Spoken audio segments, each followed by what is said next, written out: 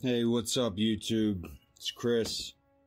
Got a non-gaming video here. First and foremost, hope everybody out there is safe during, to risk being flagged by YouTube with the current situation. You know what I mean? The pandemic. But, stumbled across an interesting article a couple weeks ago, and I thought you guys might want to know about it. It's from a site called Zero Hedge, which they always have pretty good content. And any fan of the Fight Club series will recognize the pseudonym used by the author here, Tyler Durden. It's always a nice touch.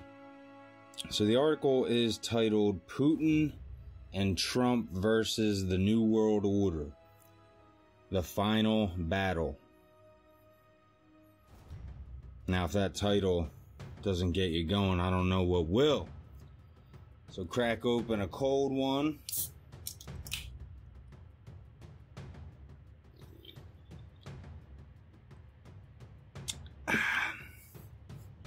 Sit back and enjoy.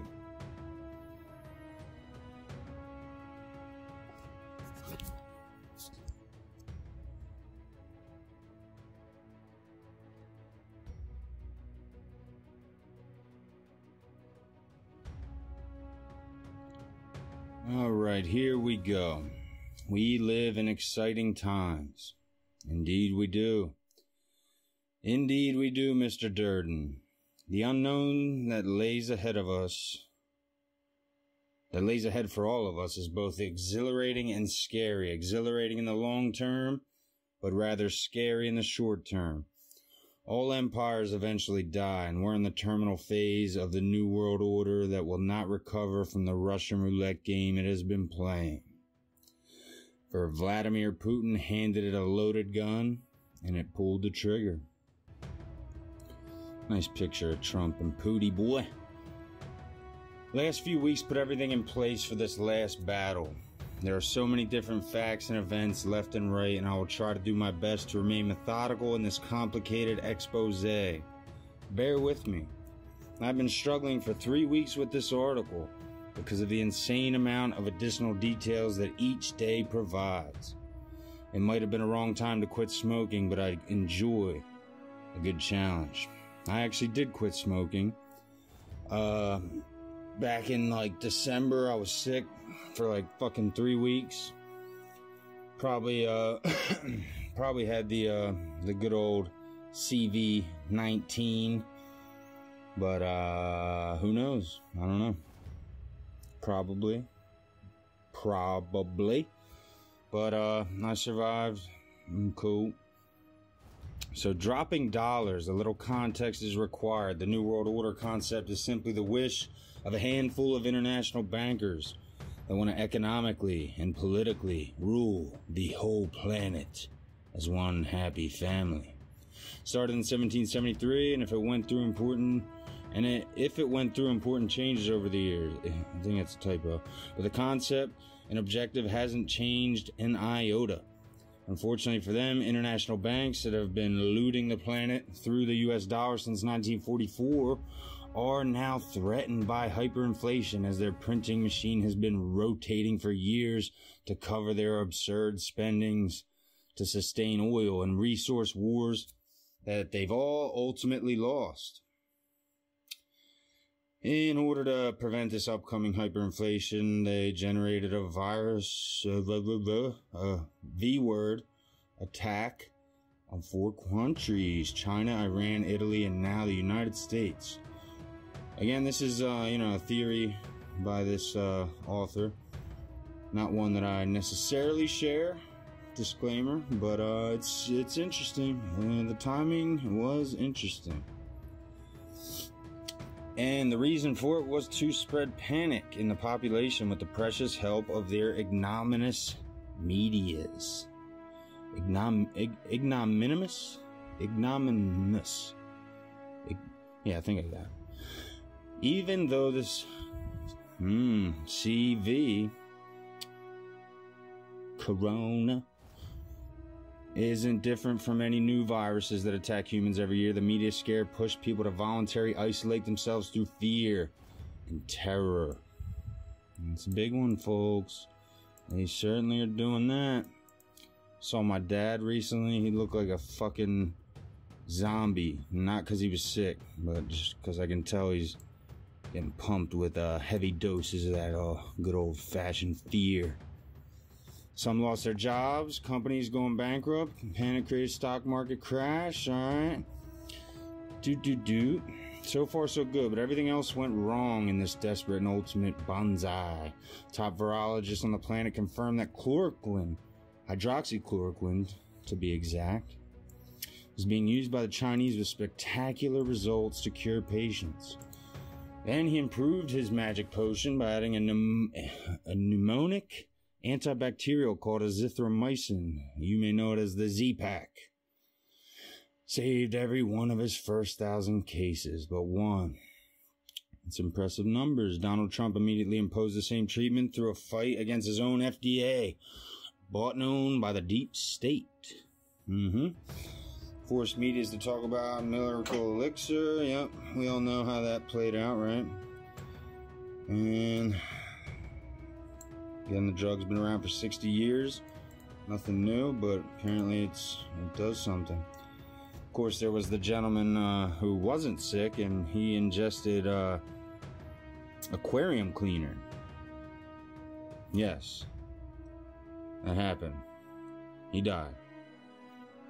Not sure if you can blame Trump for that. I mean, I saw a picture of the packaging. It had big red letters that said, "Not for human consumption." It looked nothing like a prescription bottle. Digging the abyss. International bankers couldn't see it coming in 91 when they dominated 95% of the planet. After the fall of the Soviet Union, it seemed like nothing could halt their ultimate mission to complete their Orwellian dream. Destroy a few countries in the Middle East, enlarge Israel, and get total control of the world oil market. The last piece of their Xanadu puzzle that they have been working on for a whole century, starting with the Balfour Declaration in 1917. Okay? Vladimir Putin got in charge of Russia. There was no sign he would do better than the drunk he had replaced. Ex-KGB officer seemed like a choice, driven more by nostalgia rather than ideology. But he had more and more assets going for him. Okay, yeah, he loves Russia. I mean, I don't know. It's better than under Stalin.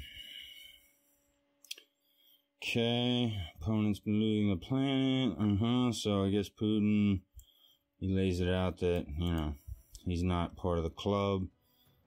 Oh, whoops.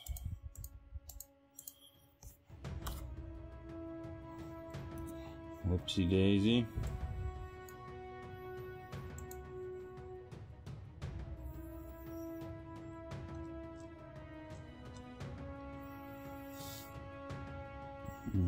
Excuse me.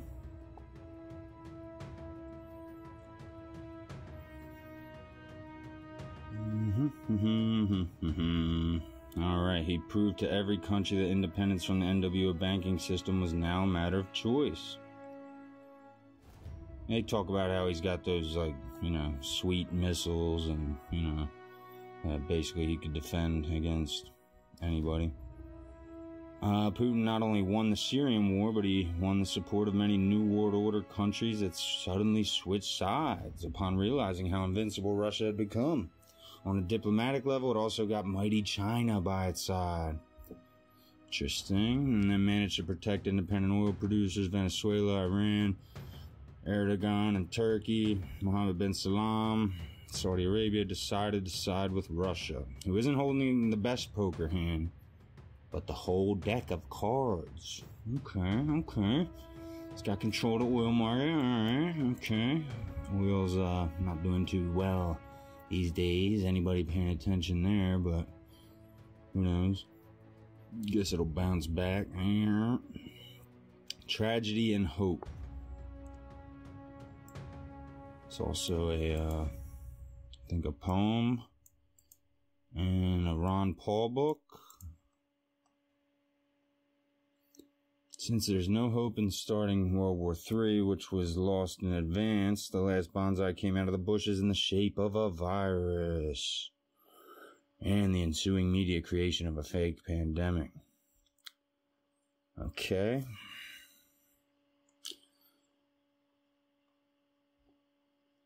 Let's scroll on down here just a bit here. Okay. Let's see what the old US of A president. In the meantime, Trump also poked at the tie-wearing gangsters. While media's avoided the corona-killing chloroquine subject and an old pill designed to cure malaria, Trump imposed the FDA the use of this life-saving drug on U.S. infected patients. Medias didn't have any choice but to start talking about it, which ignited a chain reaction. Big pharma CEOs were fired because they had just lost the vaccine contract. Countries like Canada looked more like genocidal fools for not using the cheap and inoffensive medication, while a most outrageous criminal act by a government was exposed in full light. The Macron government had proclaimed in January 2020 that chloroquine was harmful and restrained its use just a couple of weeks before the burst of the fake pandemic. Isn't that interesting? Russia roulette. It's a popular game in Western governments these days, all around. On Saturday, March 28th, Russia announced its own corona-killing brew based on Dr. Raoult's magic potion.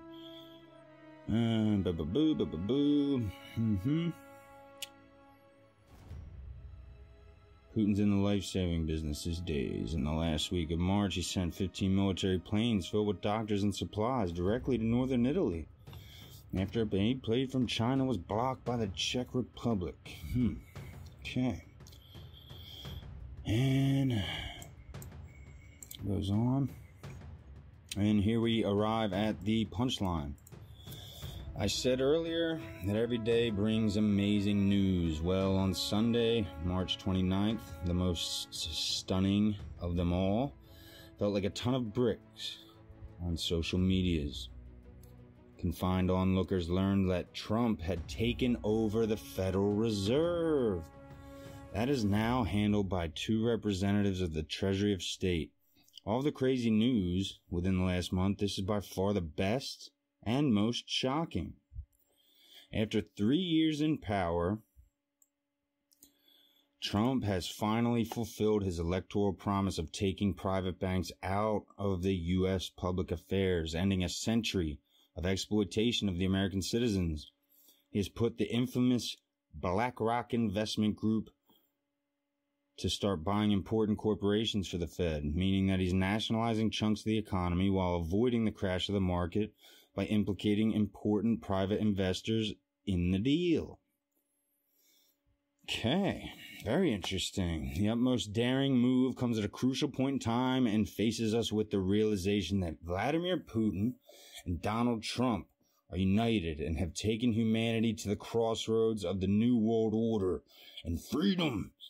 As I've stated often before, I thought that the world would deeply change between 2020 and 2024, because these will be the last 4 years of these 2 heroes in political power of their nations.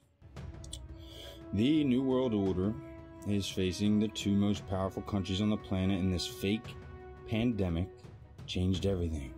It showed how desperate the bankers are, the banksters.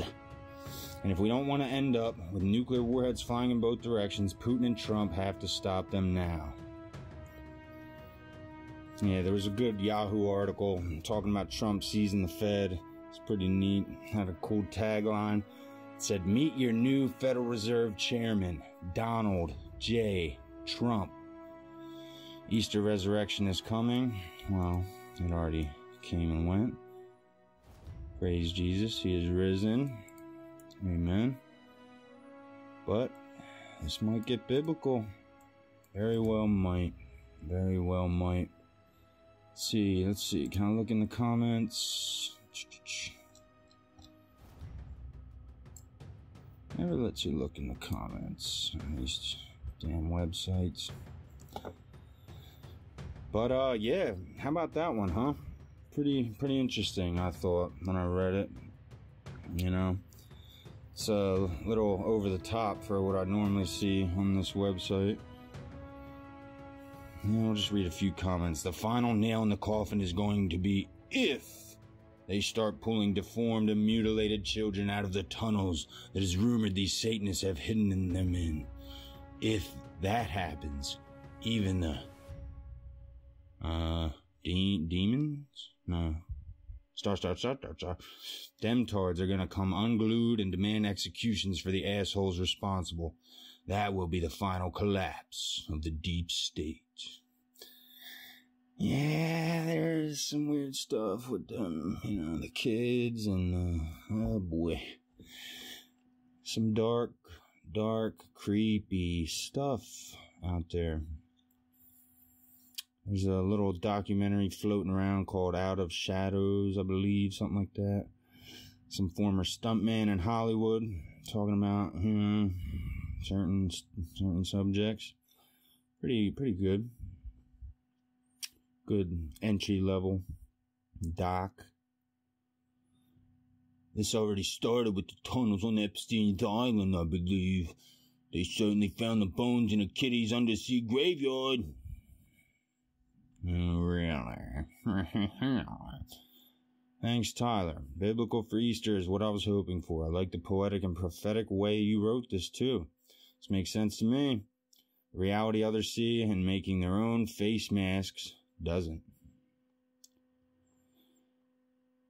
Yeah.